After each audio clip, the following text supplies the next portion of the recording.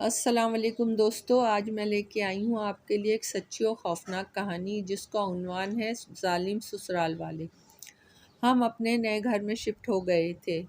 گھر بہت اچھا اور بڑا تھا۔ دن رات لگ کر میں اور میرے شوہر نے گھر سیٹ کیا۔ ایک ہفتے بعد شوہر آفس جانے لگے۔ مجھے بھی کچھ فرصت ملی کام سے۔ میری ساس سسر بھی ہمارے ساتھ رہتے تھے۔ میرے 2 بیٹے تھے۔ ایک دن میں دوپہر میں کھانا پکا رہی تھی کہ مجھے ایسا محسوس ہوا جیسے کسی نے میرا دوپٹہ کھینچا ہو۔ میں سمجھی میرا چھوٹا بیٹا ہے۔ اکثر وہ اسی طرح میرے پیچھے آ کے کھڑا ہو جاتا تھا۔ میں کام کرتے ہوئے بولی، نومی بیٹا بھوک لگی ہے کیا؟ مگر اس نے جواب نہیں دیا۔ میں نے پلٹ کے دیکھا تو وہاں کوئی نہیں تھا۔ میں اس کو ڈھونڈتی ہوئی ساس کے کمرے میں گئی تو وہ اس کے پاس سو رہا تھا۔ میری ساس نے مجھے دیکھ کر پوچھا، بانو کیا ہوا؟ میں بولی، اماں میں سمجھی نومی اٹھ گیا ہے۔ ساس بولی، نہیں، یہ تو 1 گھنٹے سے سو رہا ہے۔ میں واپس کچن میں آ کے کام میں مصروف ہو گئی۔ میں نے اس بات کو اپنا وہم سمجھا۔ 2-3 دن بعد رات میں ہم سوئے ہوئے تھے کہ مجھے کسی کے رونے کی آواز آئی، جیسے کوئی تکلیف میں روتا ہو۔ میں نیند سے اٹھ گئی اور غور سے آواز سننے لگی۔ رونے کی آواز جو پہلے تیز آ رہی تھی اب مدھم ہو گئی تھی۔ میں نے اپنے شوہر کاشف کی طرف دیکھا، وہ گہری نیند میں تھے۔ میں نے ان کو اٹھانا مناسب نہیں سمجھا اور میں بھی آیت الکرسی پڑھ کے سو گئی۔ کچھ دنوں بعد میرا بڑا بیٹا چھت پہ پتنگ اڑا رہا تھا۔ مغرب ہو چکی تھی۔ جیسے ہی میں فرض نماز کا سلام پھیرا، کوئی چیز دھپ سے صحن میں آ کے گری اوپر سے۔ میں کمرے سے بھاگ کے باہر صحن میں آئی تو میرا بیٹا نیچے گرا ہوا تھا۔ میں نے اسے اٹھایا اور ساس کے کمرے کی طرف بھاگی۔ میرا بیٹا بالکل ٹھیک تھا، اس کو معمولی چوٹ بھی نہیں آئی تھی۔ ساس نے میرے بیٹے سے پوچھا، کیا ہوا؟ تم نیچے کیسے گرے؟ وہ بولا، دادی میں پتنگ اڑاتے اڑاتے نیچے گرنے لگا، مگر مجھے ایسا معلوم ہوا کہ جیسے کسی نے مجھے تھام کے نیچے اتارا ہو۔ ہم اس کی بات سن کر حیران ہوئے۔ خیر، اللہ کا شکر ادا کیا کہ بچہ بچ گیا۔ ایک دفعہ نومی کو بہت تیز بخار ہوا تھا۔ میں نومی کو گود میں لیے بیٹھی تھی، وہ میری گود سے اتر نہیں رہا تھا۔ رات کا وقت تھا، کچن سارا پھیلا ہوا تھا۔ میری ساس مجھے ہمیشہ کہتی تھی کہ بانو رات میں جھوٹے برتن نہ چھوڑا کرو، گھر سے برکت اڑ جاتی ہے۔ میں نومی کو سلا کے کاشف سے بول کے گئی کہ نومی کا خیال رکھنا، میں کچن سمیٹنے جا رہی ہوں۔ کاشف، صبح صاف کر لینا، ابھی لیٹ جاؤ، تھک گئی ہو۔ میں بولی، نہیں اماں کو جھوٹے برتن رات میں پسند نہیں ہے، میں صاف کر کے آتی ہوں۔ میں کچن کی طرف چلی گئی۔ تھوڑی ہی دیر میں میں واپس آ گئی۔ کاشف، کیا ہوا؟ بانو کو پریشان دیکھ کر بولا۔ میں حیرت سے، کاشف کچن تو بالکل صاف پڑا ہے۔ کاشف، تم بھول گئی ہوگی، تم ہی نے صاف کیا ہوگا۔ میں نے کہا، نہیں کاشف، میں تو کب سے نومی کے پاس بیٹھی ہوں۔ کاشف بات ختم کرتے ہوئے بولا، چلو جس نے بھی کیا تمہاری مدد ہو گئی۔ مگر میں کچھ دن اسی بات میں الجھی رہی۔ ایک دن میرے سر میں بہت درد ہو رہا تھا۔ کاشف میرا سر دبا رہے تھے۔ میری آنکھ لگ گئی۔ میرے کانوں میں کسی نے سرگوشی کی، وہ بھی میرا ایسا ہی خیال رکھتا تھا۔ میں نیند سے اٹھ کر بیٹھ گئی۔ کون؟ میں نے پوچھا۔ کاشف واش روم سے ابھی باہر آئے تو مجھے بیٹھا ہوا دیکھ کر بولے، بانو تم اٹھ کیوں گئی؟ ابھی تو سوئی تھی، تمہارے طبیعت ٹھیک نہیں ہے، آپ نے مجھ سے کچھ کہا تھا؟ میں نے پوچھا۔ کاشف، نہیں، میں تو تمہارے سونے کے بعد واش روم چلا گیا تھا۔ اب تم سونے کی کوشش کرو، طبیعت تمہاری ٹھیک نہیں ہے۔ میں خاموشی سے دوبارہ لیٹ گئی۔ ایک دن میں بچوں کو اسکول بھیج کر اسٹور سے کچھ لینے گئی۔ اسے ہلکی سسکیوں کی آوازیں آ رہی تھیں۔ میں جانتی تھی کہ کوئی تو اس گھر میں ہے۔ میں نے ہمت کر کے پوچھا، کون ہو تم اور کیوں رو رہی ہو؟ بتاؤ، میں تمہاری کیا مدد کر سکتی ہوں؟ رونے کی آواز بند ہو گئی۔ پھر کچھ دیر بعد ایک خوبصورت آواز ابھری، بانو مجھے پوری امید ہے تم میرا مسئلہ حل کر دو گی۔ میں حیران ہو کر، تمہیں میرا نام کیسے معلوم ہوا؟ نامعلوم آواز، میں تم سے پہلے اس گھر میں رہ رہی ہوں۔ میں بولی سامنے آؤ اور مجھے بتاؤ تمہارے ساتھ کیا ہوا ہے۔ وہ نامعلوم آواز بولی بانو تم اپنے کمرے میں جاؤ۔ میں اسٹور سے نکل کے جیسے ہی اپنے کمرے میں داخل ہوئی، بیٹھ کے سائڈ پہ رکھے صوفے پہ ایک انتہائی حسین لڑکی بیٹھی ہوئی تھی۔ میں اچانک اس لڑکی کو دیکھ کر ڈر گئی۔ وہ لڑکی جس کا نام سبین تھا بولی ڈرو نہیں، میں تمہاری دوست ہوں۔ میں شرمندہ ہوتے ہوئے بیڈ پہ بیٹھ گئی۔ سبین نے بولنا شروع کیا، میں ایک بہت غریب ماں باپ کی بیٹی ہوں۔ میرا باپ ٹھیلے پہ سبزیاں بیچتا تھا۔ ایک دن میرے ابا کا ایکسیڈنٹ تیمور کی گاڑی سے ہو گیا۔ ابا اچھا خاصے زخمی ہوئے تھے۔ تیمور نے ابا کو اسپتال سے پٹی کرائی اور گھر چھوڑنے آئے۔ اتفاق سے میں نے ہی دروازہ کھولا۔ ابا کو اس حال میں دیکھ کے میں بہت پریشان ہوئی۔ تیمور ابا کو لے کے کمرے میں آئے اور بولے آپ پریشان نہ ہوں، اب یہ ٹھیک ہیں۔ اماں بھی کمرے میں آ گئیں۔ تیمور نے ایک موٹی رقم اماں کے ہاتھ پہ رکھ کر کہا ماں جی آپ پریشان نہ ہوں، یہ جب تک بالکل ٹھیک نہیں ہو جاتے میں ان کا خیال رکھوں گا۔ یہ کہہ کے تیمور مجھ پر ایک نظر ڈال کے باہر چلے گئے۔ ابا نے پھر ساری تفصیل بتائی اور تیمور کی بہت تعریف کی، بہت نیک بچہ ہے، مجھے اسپتال بھی لے کے گیا تھا۔ خیر تیمور ہر دوسرے تیسرے دن ہمارے گھر آنے لگے ابا کا حال پوچھنے کے لیے، اور بہت سا سامان بھی ساتھ لاتے جس کو لینے کے لیے مجھے ہی ان کے سامنے جانا پڑتا۔ میں جب بھی میرا سامنا ان سے ہوتا وہ مجھے بہت محبت سے دیکھتے۔ جب ابا ٹھیک ہو گئے تو تیمور نے ابا سے میرا رشتہ مانگا۔ ابا بولے صاحب آپ کہاں اور ہم کہاں، مخمل میں ٹاٹ کا پیوند اچھا نہیں لگتا۔ تیمور ابا سے بولے میں امیری غریبی کو نہیں مانتا۔ ایک دن ابا نے تیمور سے کہا بیٹا اگر تم واقعی میری بیٹی سے شادی کرنا چاہتے ہو تو اپنے ماں باپ کو لے کے آؤ۔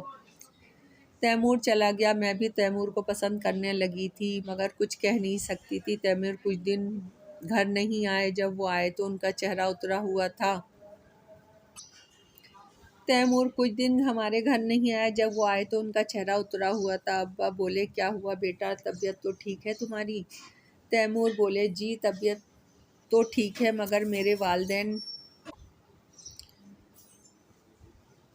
والدین نہیں مان رہے، آپ مجھ سے کچھ بھی لکھوا لیں مگر میری شادی سبین سے کر دیں، میں اس کے بغیر نہیں رہ سکتا، مر جاؤں گا۔ میں اپنے والدین کا اکلوتا بیٹا ہوں، شادی کے بعد وہ راضی ہو جائیں گے۔ تیمور ابا کی منت سماجت کرتے رہے، آخر ابا کو ہار ماننا پڑی اور میرا اور تیمور کا نکاح سادگی سے ہو گیا۔ میں بھی بہت خوش تھی کہ میرے خوابوں کا شہزادہ مجھے مل گیا تھا۔ نکاح کے بعد تیمور مجھے گھر لے گئے، اس کے والدین نے مجھے قبول کرنے سے انکار کر دیا۔ تیمور بولے ٹھیک ہے اگر آپ لوگوں کو میری بیوی سے مسئلہ ہے تو میں الگ گھر لے لوں گا۔ تیمور کی دھمکی سن کر اس کے والدین خاموش ہو گئے۔ کسی پلاننگ کے تحت جب تک تیمور میرے ساتھ رہے سب کچھ ٹھیک رہا، میں جیسے ہواؤں میں اڑ رہی تھی، مگر جب تیمور نے آفس جانا شروع کیا میرے ساس سسر نے اپنا رنگ دکھانا شروع کر دیا۔ سب سے پہلے انہوں نے سارے ملازمین کو نکال دیا اور سارا کام مجھ پہ لاد دیا۔ میں نے یہ بھی خوشی سے برداشت کر لیا اور تیمور سے کچھ نہیں بولا۔ پھر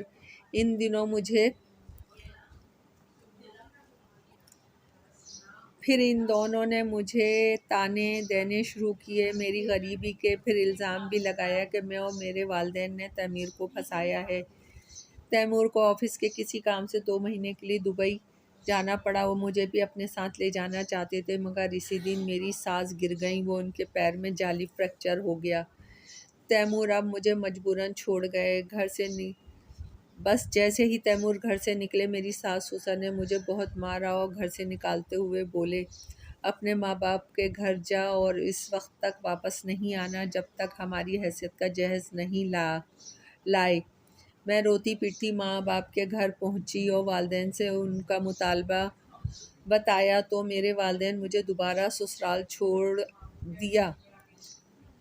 مجھ پر اسی طرح ظلم جاری رہا، مارنا پیٹنا، سارا سے دن کھانے کو بھی کچھ نہیں دینا۔ ایک دن میں اپنی ساس سے بولی ماں جی آخر میرا قصور کیا ہے، میں خود تو نہیں آئی، آپ کا بیٹا مجھ سے نکاح کر کے لایا ہے۔ میری ساس غصے سے بولی ارے منحوس، اگر تو میرے بیٹے کو نہ ملی ہوتی تو آج میں اپنی مالدار بھتیجی گھر لا چکی ہوتی اپنے بیٹے کے لیے۔ اماں آپ ابھی بھی تیمور کی دوسری شادی کروا دیں، مجھے کوئی اعتراض نہیں ہے، میں اس گھر کی نوکرانی بن کے رہ لوں گی۔ ساس بولی، تیرے اعتراض کی کس کو پرواہ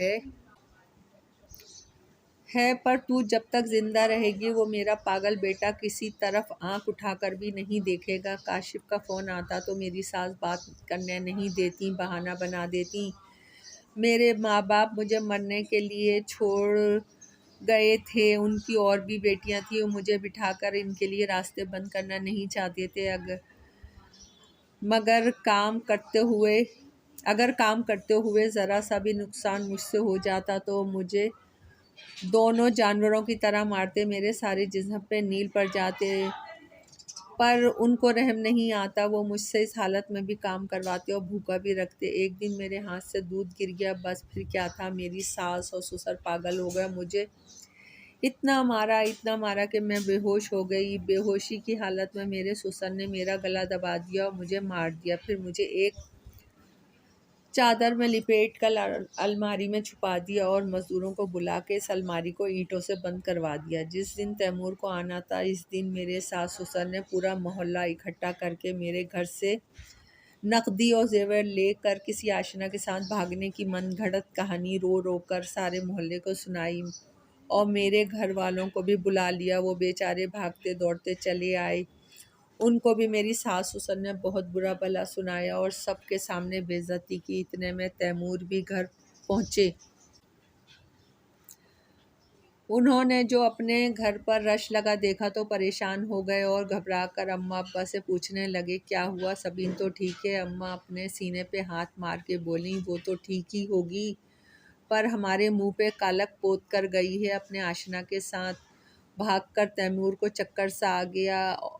اماں آپ یہ کیا کہہ رہی ہیں، وہ ایسی نہیں ہے۔ اماں پھر ڈرامہ کرتے ہوئے، ہائے ہائے، ہاں تم تو ہم پر ہی شک کرو گے، وہ تو بہت نیک پارسا تھی۔ میرے ماں باپ کو میرے پہ اتنا الزام سن کر ہارٹ اٹیک آ گیا، وہ دل تھام کے گر پڑے۔ تیمور آگے بڑھا ان کو سنبھالنے کے لیے، لیکن اس کی ماں نے اس کا ہاتھ پکڑ لیا اور بولی، اب ہمارا ان سے کوئی واسطہ نہیں ہے، اور گھر کے اندر لے گئی۔ محلے والوں نے میرے باپ کو ہاسپٹل پہنچایا، سب مجھ پہ تھو تھو کر رہے تھے۔ کچھ کا یہ کہنا تھا کہ میں دیکھنے میں تو ایسی نہیں لگتی تھی۔ تیمور نے مجھے بہت ڈھونڈا، اسے بھی یقین نہیں آ رہا تھا، وہ میری جدائی سے ایک دم غموں میں ڈوب گیا تھا۔ تیمور نے پولیس میں رپورٹ لکھوانا چاہی تو اس کے باپ نے مکاری سے کہا، چھوڑو بیٹا، بہو کا باپ غریب آدمی ہے، پولیس اسے تنگ کرے گی۔ تیمور میرے باپ کی وجہ سے چپ ہو رہا۔ پھر کچھ مہینوں بعد میری لالچی ساس نے زبردستی تیمور کی شادی اپنی بھتیجی سے کروا دی۔ ساس کی بھتیجی ایک ہفتے بھی ان کے ساتھ نہیں رہی، وہ تیمور کو لے کے اپنے نئے گھر میں شفٹ ہو گئی تھی۔ تیمور تو اب ایک جیتی جاگتی کٹ پتلی بن کے رہ گئے تھے، بیوی جو کہتی وہ مان لیتا۔ ایک دن تیمور کی بیوی نے اس سے کہا، پھپھو اتنے بڑے گھر میں رہ رہی ہیں، ہم اس گھر کو بیچ کر انہیں چھوٹا گھر دلا دیتے ہیں۔ تیمور نے خاموشی سے پیپر پہ سائن کر دیا۔ تیمور کی بیوی نے ایجنٹ کے ذریعے گھر آپ لوگوں کو بیچ دیا اور ساس سسر کو ایک کمرے کے فلیٹ میں چھوڑ دیا جو کرائے کا تھا۔ میں سبین کی کہانی سن کے افسردہ ہو گئی اور اپنے آنسو پونچھتے ہوئے بولی، سبین میں تمہارے لیے کیا کر سکتی ہوں؟ سبین آپ مجھے غلط الزاموں کی صفائی کرا سکتی ہیں اور تیمور جو مجھے بے وفا سمجھ رہا ہے اسے بھی بتا سکتی ہوں، میرا کفن دفن صحیح طریقے سے کروا دیں تاکہ میں سکون سے اللہ کے پاس جا سکوں۔ میں سبین سے بولی، تم فکر نہ کرو، میں تمہیں انصاف دلانے کی پوری کوشش کروں گی۔ سبین نے میرا شکریہ ادا کیا اور غائب ہو گئی۔ رات جب ہم گھر والے بیٹھے تو میں نے سبین کی پوری کہانی ان کو سنائی اور پھر پوچھا، کیا آپ لوگوں کو میری بات پہ یقین ہے؟ میری ساس سسر بہت اچھے اور دیندار تھے۔ میری ساس بولی، بیٹا ہمیں تمہاری بات پر یقین ہے، ہم نے بھی اس گھر میں بہت کچھ محسوس کیا ہے، پر ہم بولے نہیں، کہیں تم ڈر نہ جاؤ۔ پھر کاشف نے تیمور سے رابطہ کیا اور کہا کہ آپ ہم سے مل سکتے ہیں، ہم آپ سے سبین کے متعلق بات کرنا چاہتے ہیں۔ تیمور سبین کا نام سن کے بولا، میں شام آفس سے آپ کے پاس آتا ہوں۔ شام تیمور ہمارے گھر آیا۔ وہ ایک خوبصورت آدمی تھا مگر اس کے چہرے پہ غموں کے گہرے سائے تھے۔ کاشف نے تیمور کو اماں ابا کے کمرے میں لے کر آ گیا۔ مجھ سے بولا، بانو چائے لے کر اسی کمرے میں آ جاؤ۔ پھر میں نے ساری کہانی جو اس کو سبین نے سنائی تھی تیمور کو سنائی۔ تیمور حیرت کی تصویر بنا سن رہا تھا۔ جب میری بات ختم ہوئی تو وہ روتے ہوئے بولا، پلیز بہن آپ مجھے میری سبین کے پاس لے چلیں۔ سسر اور کاشف وہ جگہ پہلے ہی ڈھونڈ چکے تھے۔ تیمور کو لے کے سیدھے اسٹور میں گئے اور اس بند الماری کی طرف اشارہ کر کے بولے، یہاں ہے آپ کی سبین۔ تیمور الماری سے لپٹ گیا اور سبین سے معافیا مانگنے لگا، میں تمہاری حفاظت نہیں کر سکا، مجھے معاف کر دو۔ اس کا رو رو کے برا حال ہو گیا تھا۔ ابا نے اس کے کاندھے پہ ہاتھ رکھ کر اسے تسلی دی، بیٹا صبر کرو، اب جو ہونا تھا وہ ہو گیا، اب جو سبین نے کہا ہے وہ کرو۔ تیمور نے اپنے آنسو پوچھے اور پولیس کو فون کیا۔ پولیس تھوڑی دیر بعد آ گئی۔ تیمور بولا، پولیس سے مجھے شک ہے کہ میری پہلی بیوی کو میرے والدین نے مار کے اس کے اندر چھپایا ہے۔ پولیس، آپ کے پاس کیا ثبوت ہے کہ آپ کی بیوی کو آپ کے والدین نے مارا ہے؟ تیمور، آپ پہلے لاش تو برآمد کریں، پھر ثبوت بھی مل جائیں گے۔ پولیس نے کھدائی کر کے لاش برآمد کر لی، پھر تیمور کے والدین کو گرفتار کر لیا۔ پولیس کے تھوڑے ہی تشدد سے انہوں نے سب کچھ سچ سچ اگل دیا۔ سبین کے والدین کو بھی اطلاع دی گئی کہ آپ کی بیٹی بے گناہ تھی۔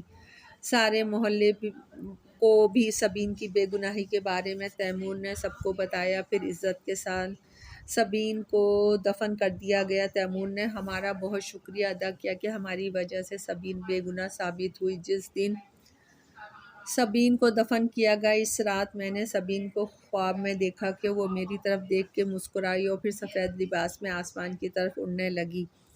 اب سبین کی روح پرسکون ہو چکی ہے۔ دوستو، اگر کہانی پسند آئی ہو تو لائک اور سبسکرائب ضرور کیجیے۔ کیا آپ کی دعاؤں کی طلبگار